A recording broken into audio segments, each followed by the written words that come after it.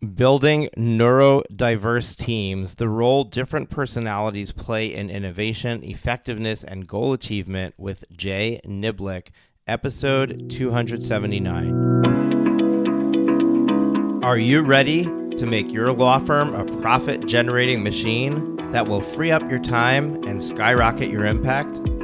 With more than 2 decades of business growth experience and having proven that you can be successful while prioritizing your family and your impact, introducing the Profit with Law podcast. I am your host, the creator of the Firm Differentiator 10X Effect, Moshe Amsel. Well, hello and welcome to another episode of the Profit with Law podcast. I'm your host, Moshe Amsel, and today we have a replay for one of the sessions of our annual Planning Best Year Ever 2022 event.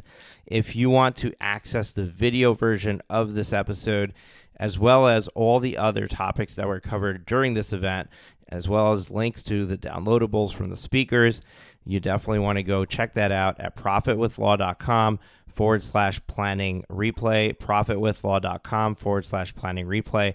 We will also have that linked up in the show notes below this episode, as well as on our website, profitwithlaw.com. And without further ado, here is that session. Comes to hiring on, the hard skills, and do they have the CV that we're looking for, and maybe they focus on some soft skills, but those are all important things. Something that people don't necessarily think about as much is the diversity on the team. And what we do hear a lot of is the typical diversity, right? How are we with gender diversity? Is the board comprised of a diverse group of people in gender and age and race, ethnicity? And those are very important things. But a lot of the benefits that come out of diversity aren't because of a gender or a color of somebody's skin or necessarily even their age. It comes from their different attitudes and how they think. They have different backgrounds. They've come from different places. They've had different experiences. And so one of the things that we focused on for years is personality. And those personalities are something that you also have to make sure you're getting great diversity on, right? So there's a wide variety of different types of psychometric instruments, or personality assessments, as most would call them, or profiles. But if you're not taking a look at that aspect, and those are the deeper skills, those are the intangible things, they're really difficult to identify in an interview.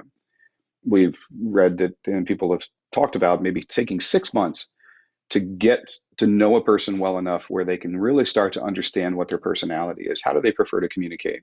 What's their bias towards action? How risk averse are they? How detail oriented are they? All of these soft skills, as they've been traditionally called.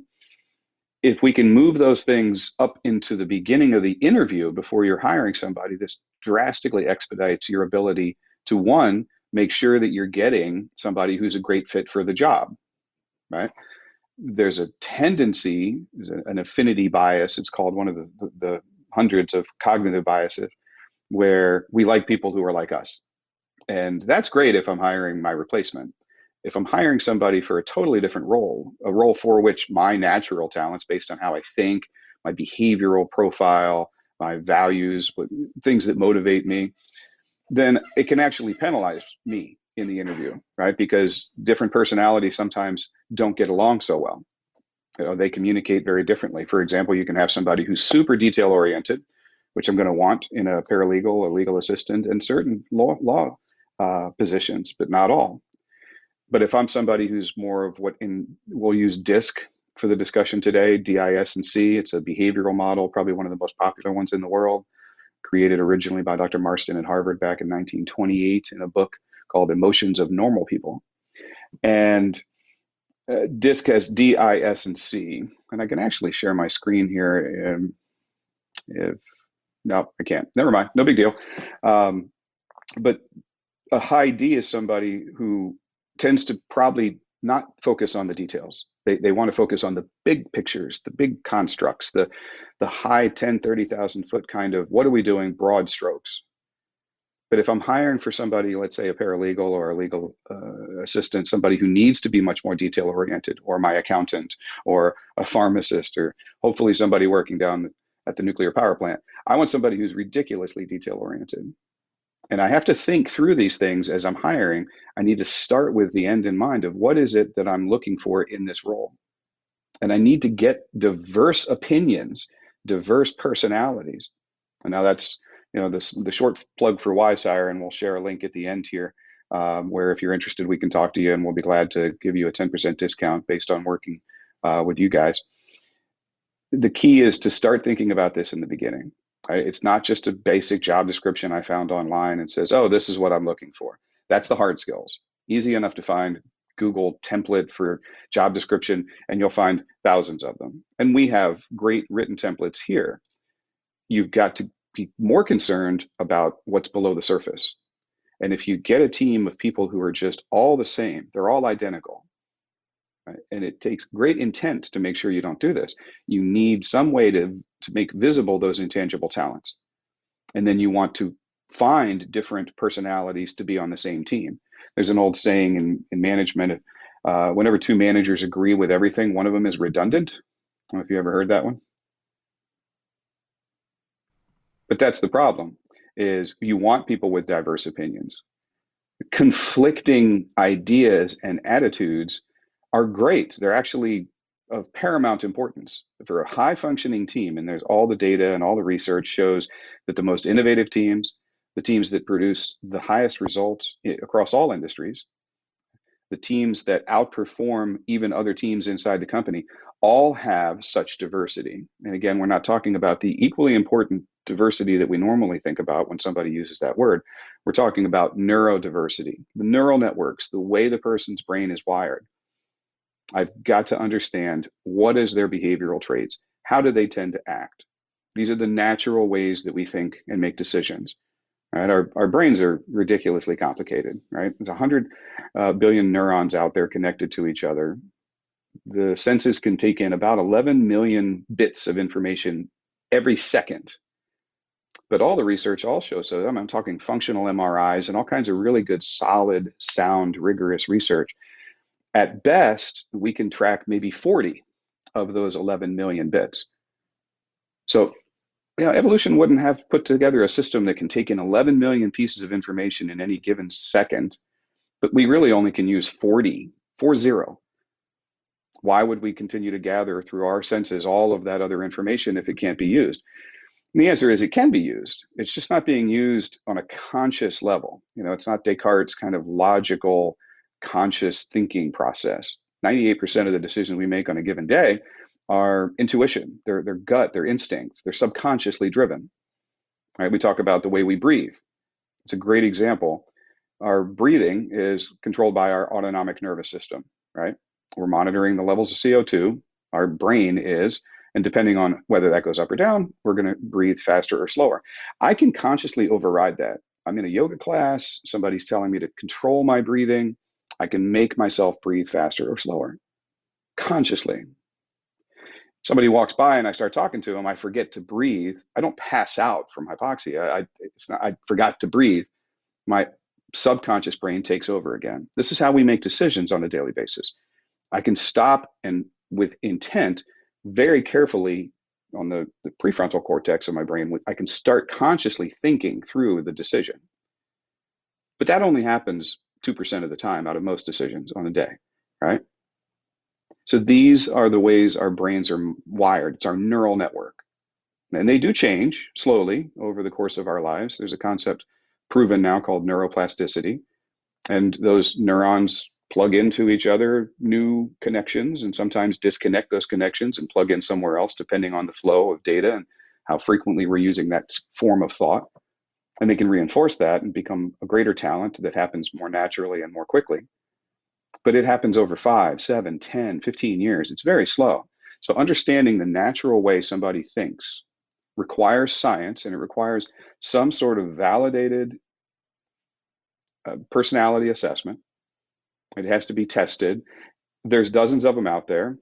Anybody that's using anything like that, all you have to do to know you're using a good one is to ask the company that you're getting a personality assessment from to show you their validity and reliability studies. Most times we call them technical manuals. So you ask the company for their technical manual for their validity and reliability studies. If they give those to you, you're probably safe. It's probably in compliance with EEOC rules and American Psychological Association recommendations for use in hiring. They should also have what's called an adverse impact study that they're glad to share with you. That very much makes sure that they're complying with the force rule as put out again by the Equal Employment Opportunity Commission. And it's not being prejudicial against any one protected class of people. But use some kind of assessment to allow you to see below the surface, to see where those 98% of the decisions I make on a daily basis are going to come from, because we're all very different. And one person can try to force themselves to think about breathing when it comes to doing tons of detailed work. But if it's not naturally what they do, as soon as they stop thinking about thinking, they lose those details. They want to go back up to higher level. Somebody may be, wanting to go 90 miles an hour. They don't have a lot of patience. They want to move quickly. They don't have time for processes and systems. So in an interview, of course, they're going to say, oh, I'm very, very keen on processes and systems. I think it's absolutely important. And I don't think there's malice behind a lot of these things when they happen. People are just prone to even thinking about themselves in a different way. It's another type of cognitive bias, assuming that I'm actually probably better at something than I am. We're not very good at self-assessing ourselves. So asking these questions to try to demonstrate these things in an interview is just not very accurate. And there's a lot of studies that show it doesn't have any real predictive validity. They're not very accurate. So using a battery of assessments, go out there and find a good one. Come to us. We'll be glad to help you with that because we have our own here internally at WizeHire. But using these things allows you to then build out diversity on the team, different roles, different opportunities.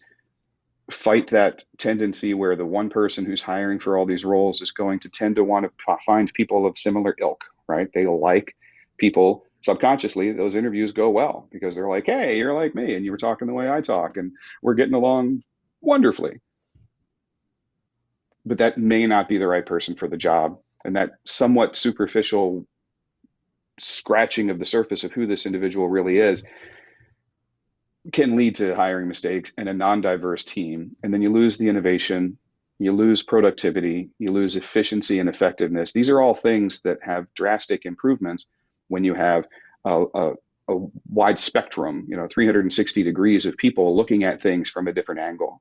And they'll see things that you don't, and you'll see things that they don't. And they'll want to go faster and you'll want to go slower. And they'll want more detail and you'll want less detail. And it's that balancing effect of having these neurodiverse teams that makes them such high-performing teams. So I talked a lot. I'm open to questions. You want to let me know if there's anything people are asking, or you tell me. Yeah, I didn't see any questions come in the chat, and I love this concept. But I'm wondering, there's a lot of different personality tests out there and things like that. Why did you settle on the DISC? What does the DISC do that others don't? And is there benefits to implementing multiple personality tests that have different bents? Great questions. I'll go in reverse order. So,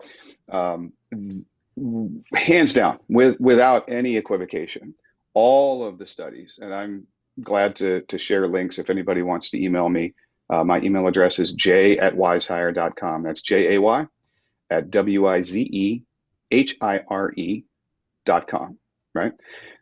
Every piece of investigation out there looks and finds that multiple assessments are required. They'll refer to them as a battery of assessments.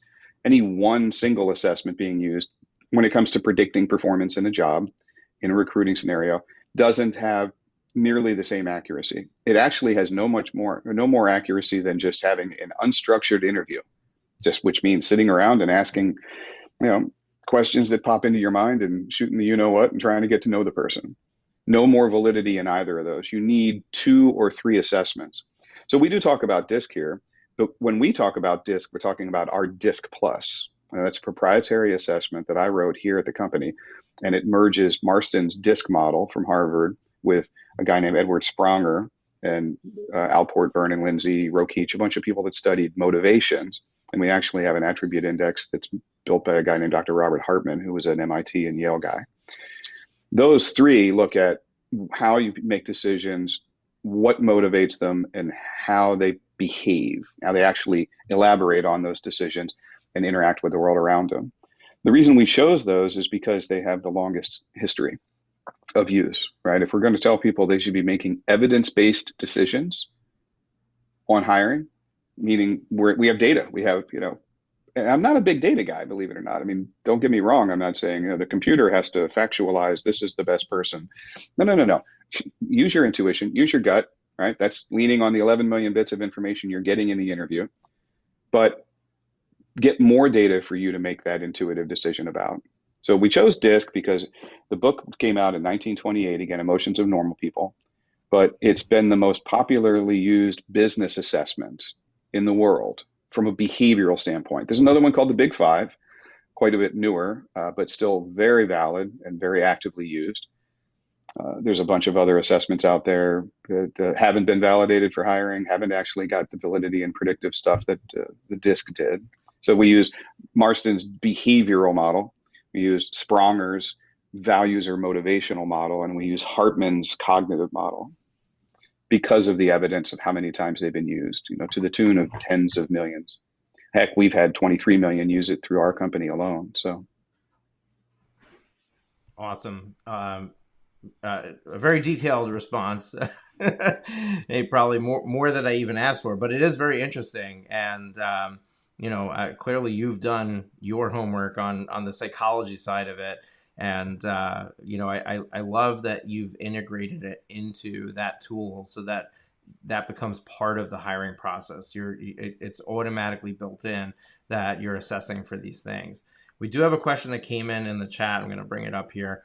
And that question is from Mike Nancy Myers, and he says, thanks, Jay. How do you determine the job requirements? I think this is from a personal skills framework. Another great question. So like we just said, right, evidence-based. So we've got about 300 what we call benchmarks. That's looking at one role, going out and talking to individuals in that role, getting assessments on them, and then marrying that against performance evaluations from the company to the tunes of hundreds, if not thousands of individuals for each one of those roles. So there's a little bit of a subjective start where, knowing these things as well as we do, we think that these are going to need to be in these ranges. Then we go out and try to confirm that hypothesis or deny it, right? Disprove it by saying, based on looking at 485 people in this role, there are statistically significant correlations between the top performers and these traits and where those traits fall, right? So these roles, let's just say a hunter-gatherer sales role, very, very high empiricism there, right? High D's, high I's, a very low S and a low C. And we don't have time on this call, obviously, to dive into what exactly the D, I, S, and C mean. We could be hours there, and we do offer certification.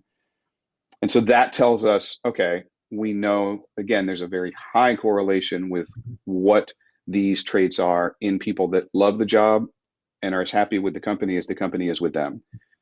Right? So it does look at employee satisfaction and things like that as well. It's not just unilateral. Okay, well, the company really likes them a lot. We want to make sure the employees love being in these roles and doing these tasks as well. And then that benchmark sits inside the applicant tracking system inside WizeHire. And something we knew from the beginning is nobody wants to become an expert in psychometrics, right? Nobody even wants to spell it.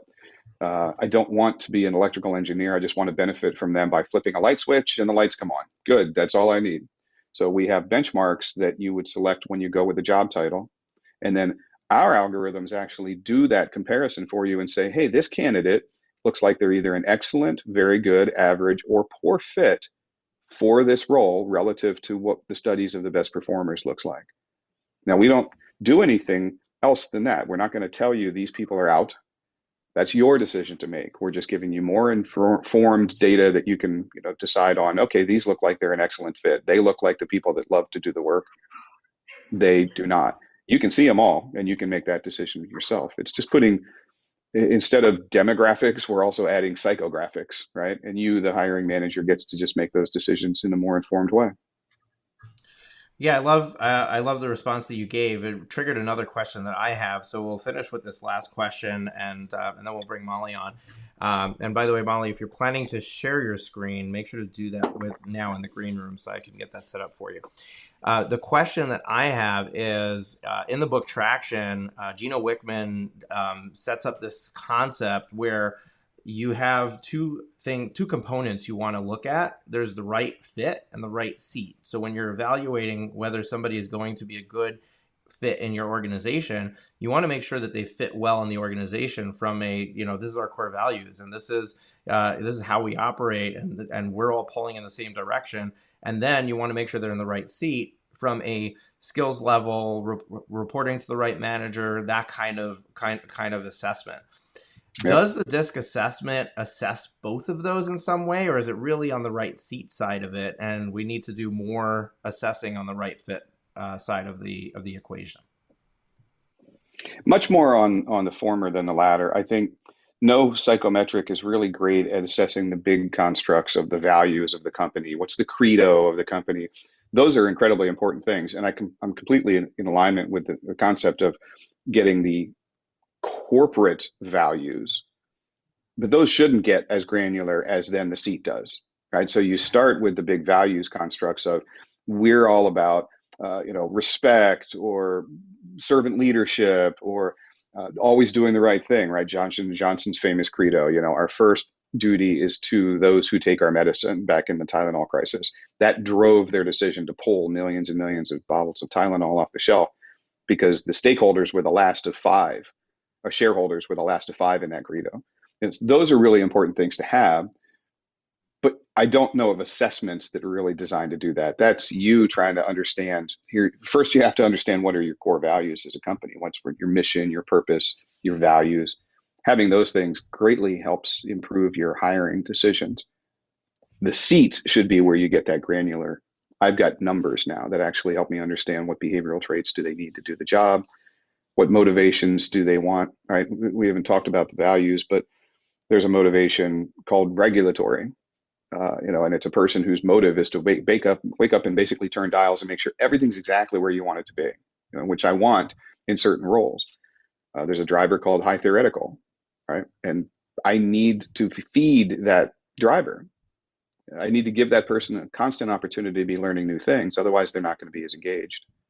Well, if you guys have questions, again, you've got my email, jay@wizehire, or go over to WizeHire.com/profit-with-law, and we'll be glad to help you out there as well. WizeHire.com/profit-with-law. Thank you, Jay. And thanks for having me, man. Yeah, it was a pleasure, and sorry that we got you started late, but you did great on the timing. I really appreciate it. Really good stuff. And folks, as you're heading into 2022, the whole purpose of this event is, okay, what do I need to focus on for next year? Tomorrow, I'm going to be doing a session on how do you take all this information and turn it into actionable items that you can really hit the ground running and stick to throughout the year. And the reality is that when you go through a session like this, it's very important to okay, let's dial it down into what's the actionable item. And the actionable item is if hiring somebody internally is on the calendar for 2022, or after my last session, it's now something that you're thinking about, then you want to start to explore something like WizeHire. And WizeHire, it's a monthly subscription model, but you can pause your subscription at any time. So if you're not actively hiring, you can still have an account and just have it paused. So you can play around in there and look at what it's like to use it to create that job posting, get that ready. You can even put a job posting out there and start to interview candidates. You can always decide not to hire somebody. Until you offer somebody a job, you can interview all you want. So you can actually go through the process. I don't want to say waste people's time because when you don't intend to hire, but if you're thinking, oh, I think I might want somebody, I'm not sure, I don't know what the process is going to be like, I don't know if I'll find anybody, go out there, shake the trees and see what falls out. But that's the action item. The action item behind this is use a tool that's going to allow you to filter through these neurodiverse situations and make sure you're bringing the right person on. that tool is here. It's right at your fingertips. You can use it, and it's there for you to use. So Jay, thank you so much for being here with us today. And folks, before I bring Molly McGrath on, I'm just going to really quickly talk about how you can get access to the replays, anything that any of our speakers are sharing, links that we're sharing. If you register for this event, you're already getting emails about it. There's nothing you need to do. Every morning, we're going to email you a link for the replays and stuff like that. But if you are just finding us on Facebook Live, because that's where we're producing this, you want to go to profitwithlaw.com/planning replay, profitwithlaw.com/planning replay, and that is going to allow you to access all of the replays from day one, which started 2 days ago, through tomorrow. It's a wonderful, really quick event that's helping everybody get set up for an amazing year next year. Now, if you want to explore working with us here at Profit with Law more deeply, and you want to have more accountability, have more direction, have us help you handhold through the process of creating your plan, that all starts with a coaching session that we offer. It's absolutely free, and you can find out more about that by going to profitwithlaw.com/free coaching. What our coaches do on this session is they're going to help you get a crystal clear vision for your ultimate law firm success and the perfect lifestyle that you'd like your firm to provide. They also will help you uncover the hidden challenges that may be sabotaging the growth of your firm and keeping you working too many hours. And when you leave the session, you're going to leave renewed, re-energized, and inspired to turn your firm into a highly profitable revenue-generating machine that practically runs itself. So if that's something you're interested in, at the end of that call, if you're a good fit, they will offer you to join our 18-month Elite Lawyer Coaching Program. There's no obligation to do that. Go have the call with them, and then we'll take it from there. Thank you for tuning into the Profit with Law podcast. Your feedback is extremely valuable to us, as well as helping us reach more people with this valuable content. Please leave us a rating and review in your favorite podcast directory. Join us again next time when we are back with even more strategies to profit with law.